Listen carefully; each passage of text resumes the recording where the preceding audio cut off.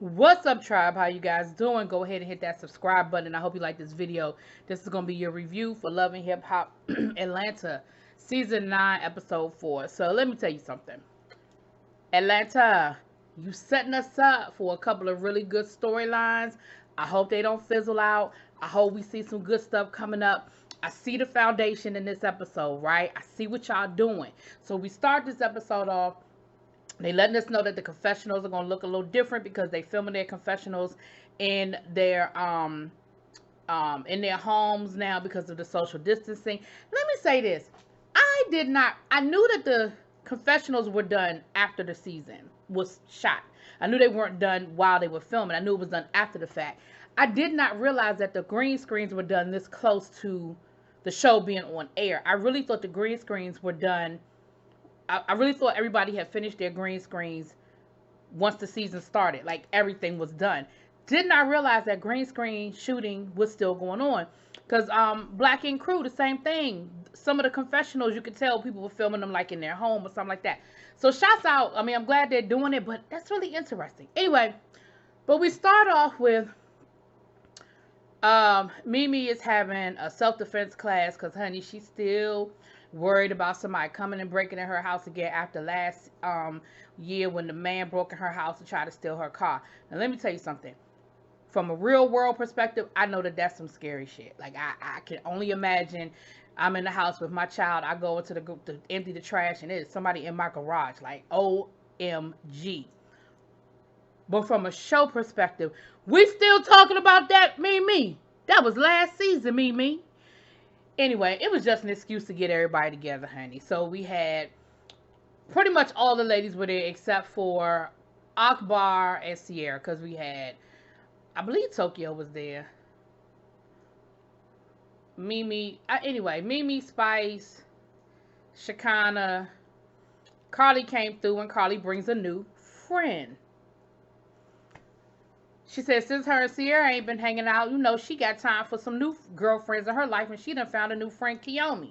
And her and Kiyomi got a lot in common because Kiyomi was in a physical and abusive relationship as well. Now, first of all, Carly, you have always stopped short of saying that Mo was physically abusive to you, unless you're talking about another relationship, which, if that's the case, then I don't know. Let me just go ahead and give y'all this full disclosure. I don't see it for Kiyomi. Kiyomi is the new friend to Carly. She's Bow Wow's ex. And I'm going to tell you why I don't see it for Miss Kiyomi. I don't see it for Miss Kiyomi because I watched growing up hip hop with her and Bow. And here's my issue with a lot of stuff. My issue is with the double standard that we allow. Now, had that been, if you watched the show, you saw that there were a couple of incidents between the two of them before this elevator incident where she got physical with him. I mean, he had scratches on his body, he had clothes torn, and they had video footage showing that she was the aggressor, right? So here's my issue. If that situation had been reversed, Bow would be under the jail. You understand what I'm saying? But it's whatever. Because I also feel like she's playing up this whole storyline like Bow was so abusive to her and he did this to her, even though she did admit later on that she hit him, but whatever. Okay, anyway. So she brought on to the show, and I don't want to be known as the girl in the elevator. I don't want to be known like that. But that's how you introduce yourself.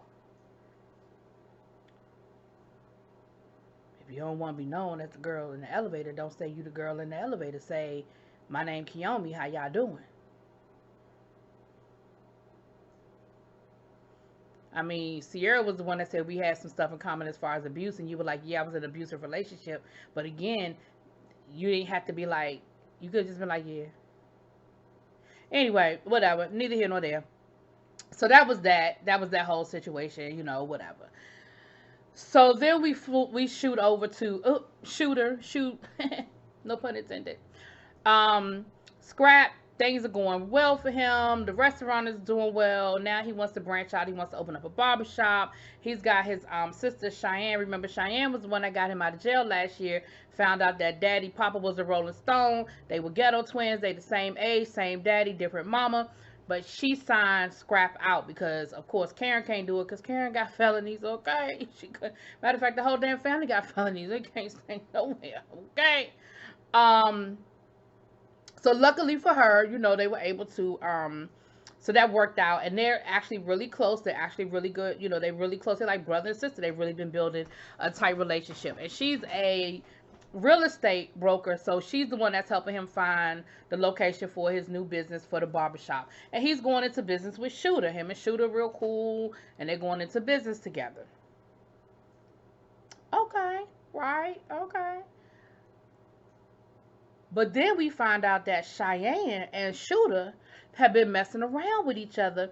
And not only have they been messing around with each other, they've been messing around with each other for like 2 years. They've been messing around with each other since before Cheyenne even knew that Scrap was her sister, was her brother. Now I don't know if I believe that, but I'm gonna put that to the side and just go along with it. Um, but they ain't telling anybody because Shooter ain't ready for it to be public. He just like having their little secret.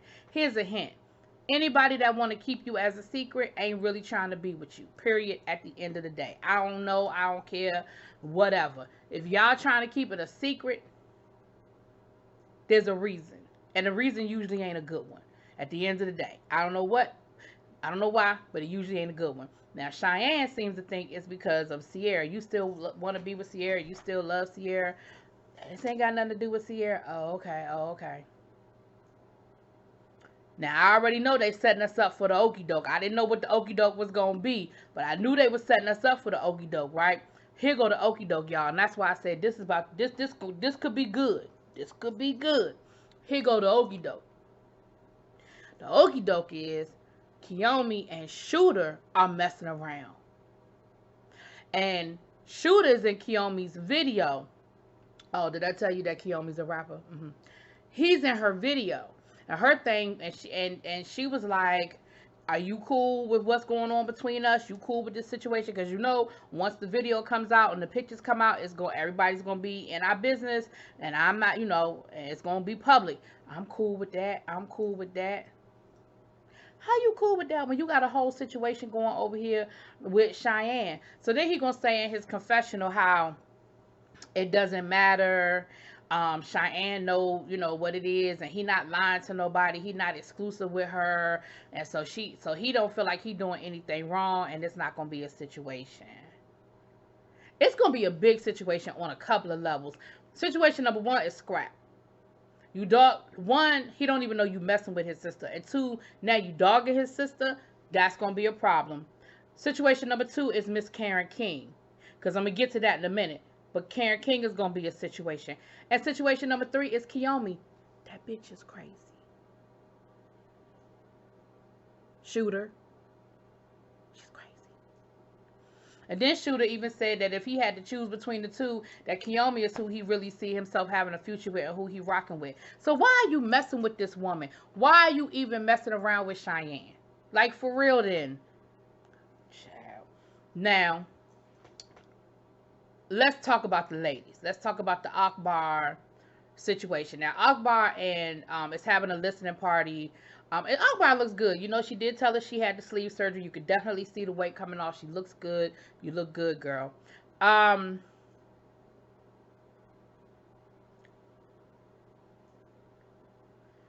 and Tokyo cool, but Tokyo was like, I don't understand why she got my girl name in her mouth, my girl Keisha name in her mouth. Like, me and her cool, so I ain't really gonna say nothing. I'm gonna stay out of it because I don't really want to start nothing back up with her. But I'm just really not understanding what the issue is. And of course, Akbar's on that whole Queen of Atlanta thing again. And she's the Queen of Atlanta. She's the Queen of Atlanta. And you know, Tokyo was like, whatever. And Spice summed it all up for me. Spice was like, everybody running around here like they the queens. Everybody trying to say they the queen of something. They the Queen of Atlanta. She was like, and ain't nobody got no hits. I was like, bingo. And I know what y'all gonna say in the comments. Oh, they got mixtapes. Oh, they got this, they got that. And that's fine. They might have all of that. But at the end of the day, I'm just saying. So, Jock was like, and here go Jock being messy. Jock was like, well, you know, she coming down to the studio for an interview. Why don't you call in so you can, you know, I'll give y'all the platform to go ahead and get it all off y'all chest and clear the air or whatever. Now, I know that from your point of view, Jock, You looking at it from the point of view of you just trying to get the story. You know what I mean? You trying to get a story, you trying to get ratings. From that point of view, I ain't really mad at you. Where I feel like you went wrong, and we'll get to that at the end of this episode, but where I feel like you went wrong was that you told Akbar, but you didn't tell Keisha. We'll get to that though. So, you know, of course, Akbar was like, all right, cool, I'm coming, I'll be there, blah, blah, you know, man, blah, blah, blah, blah. All right. So, then we get to Keisha and what's his name? Rolo, Yo Yo, Dodo, whatever. Y'all know who I'm talking about. Um, his name. And we and Tokyo. They go into a spin class, and Tokyo was like, "Yes, bitches, I have lost 37 pounds, and I'm looking good. So I'm ready to get on this bike, honey, and get my spin on." And so she lets Keisha know what went down with Akbar and the whole queen, this, that, and the other. Now, here's the thing. Akbar's side of the story is Keisha used to be her biggest fan until she started acting funny. Keisha's side of the story is Akbar used to be her biggest fan until she started acting funny. Somewhere along the way, somebody started acting funny, and now they ain't cool no more. And Tokyo basically let Keisha know she was, you know, down to the spot talking trash about you. Okay. All right. Scribe DeLeon is having his 1 year anniversary party. Now, here's where I need a little bit of help from the people in the peanut gallery because I don't know a lot about these things, but this is where I need y'all's help. Okay. He a convicted felon, right? Is he supposed to be like around, like at a club with alcohol around other felons? Okay, I don't know, but whatever. But the party looked nice. Cardi was there, you know, so that let you know that Cardi and Scrap and they all came. Everybody came a long way. Everybody's cool. Well, that's right. They were cool last year. They were cool last year. That was Tommy. That yeah. They was cool last year. Karen King, y'all know Karen came through looking good. Y'all know Karen King came through looking good. I likes me some KK. I likes me some KK. Do you hear me?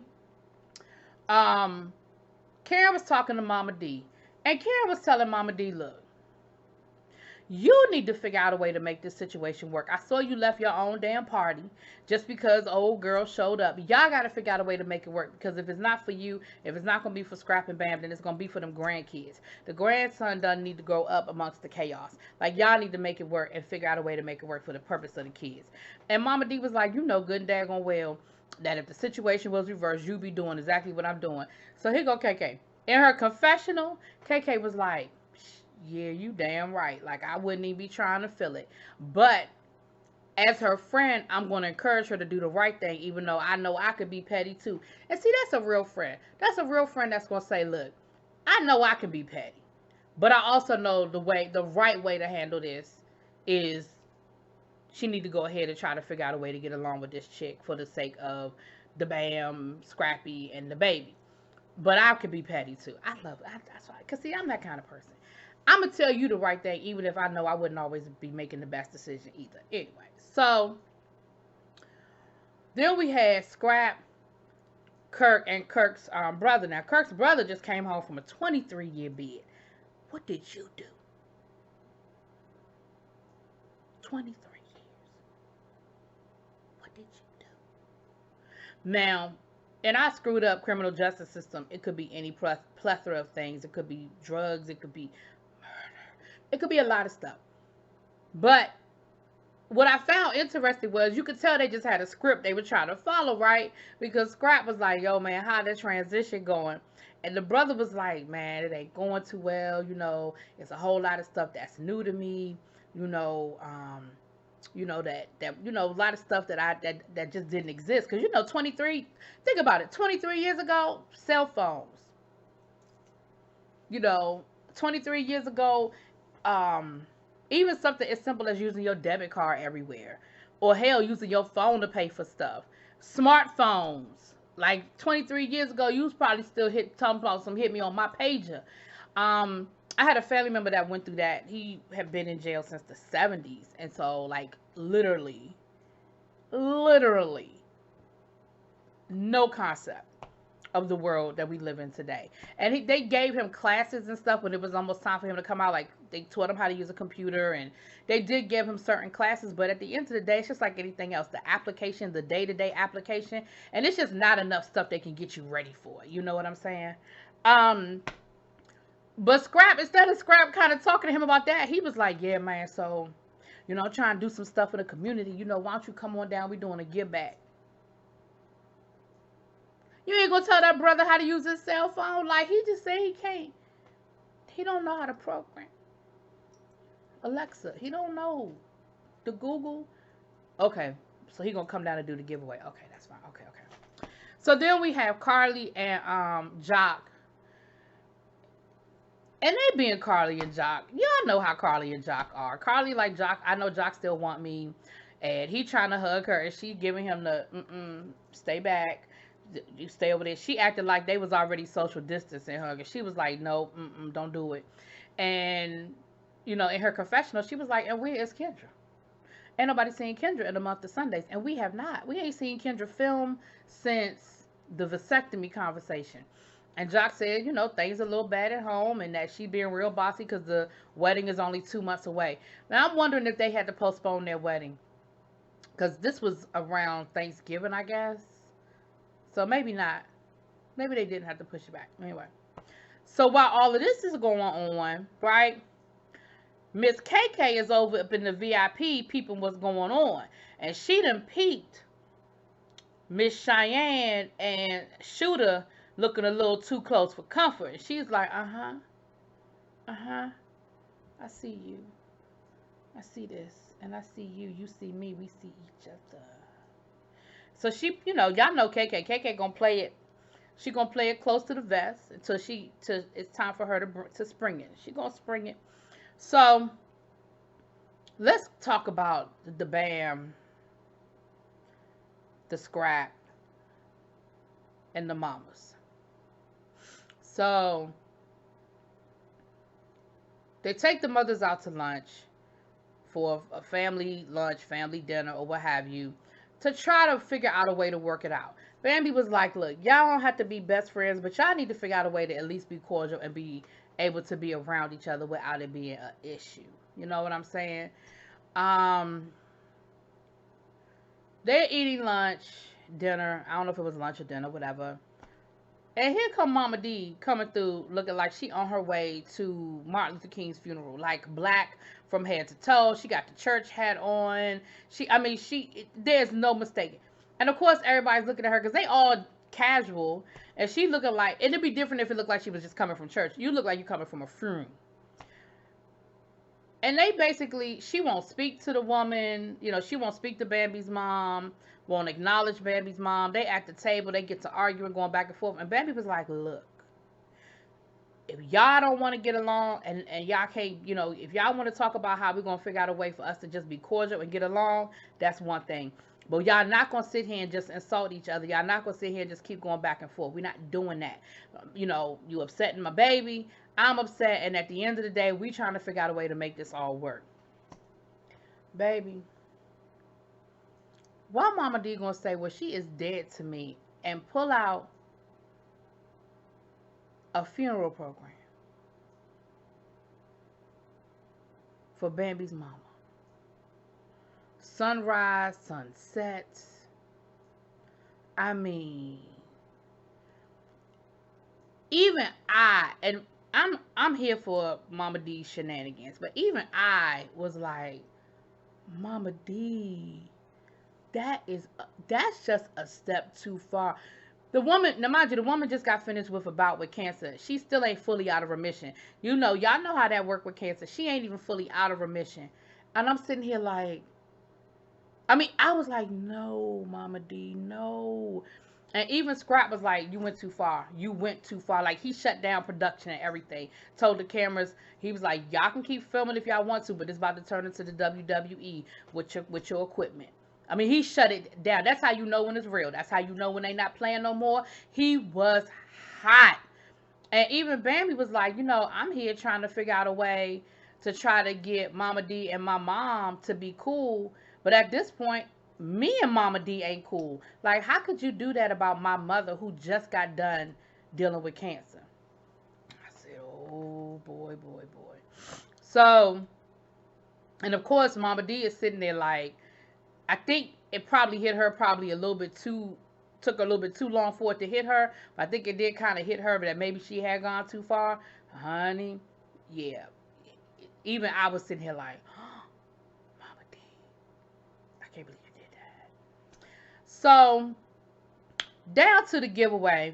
Cheyenne is down to the giveaway with, Scrap and, of course, KK there. KK gonna slide up to Cheyenne and ask Cheyenne about what's going on between her and Shooter. And she was like, she's like, I think you being kind of messy. She was like, how am I being messy? She was like, we've been messing around for like 2 years. She was like, yeah, but I'm cool with Sierra, right? She was like, yeah, but I mean, this don't have nothing to do with Sierra. Like, and I guess, and at the end of the day, it really doesn't. Like, it really doesn't. Like, KK, it really doesn't. But I understand why. I understand where KK's coming from. So she gonna ask her, you being a hoe? I said, damn, KK, what? But yeah, so KK know what's up. And Cheyenne basically told her, I'll tell Scrap when I'm ready to tell Scrap. And I'm, basically, you need to stay out of it. This don't have nothing to do with you.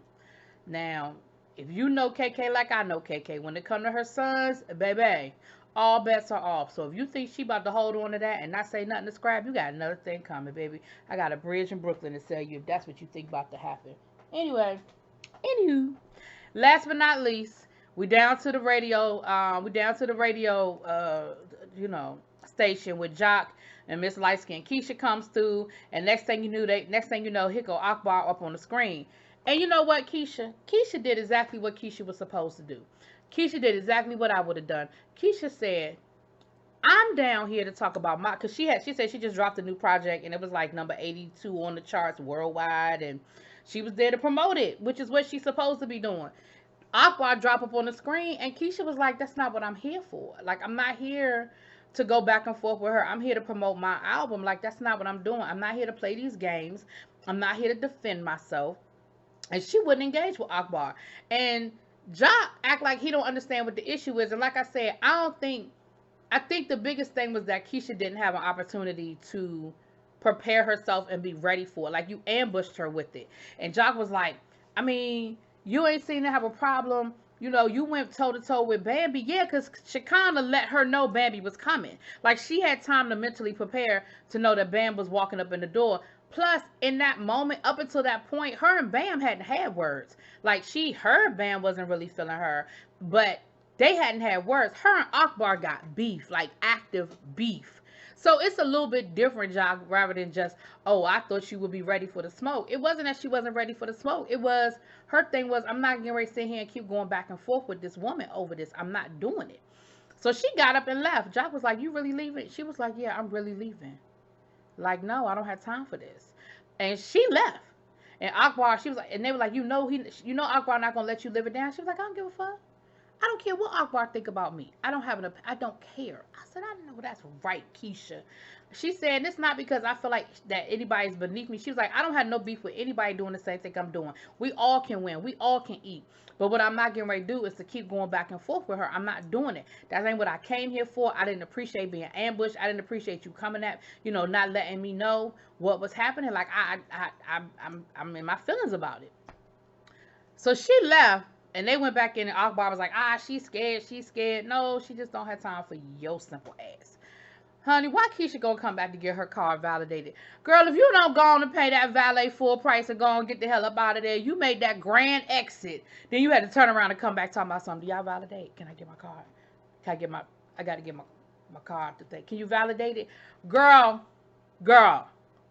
you can't make that grand exit and then come back with your little ticket for the valet. Just leave. Just pay the full price. Because now you can't come back. And of course, when she came back, that's when she let Jock and them know, like, she didn't appreciate being ambushed and that, that was kind of messed up. And she said she was done filming. Now, I don't know if she really done filming or not, but we about to find out. We'll see if we see her anymore. Anyway, this ran long because I was rambling, but it is what it is. Let me know what y'all think. Drop it in the comments. Peace.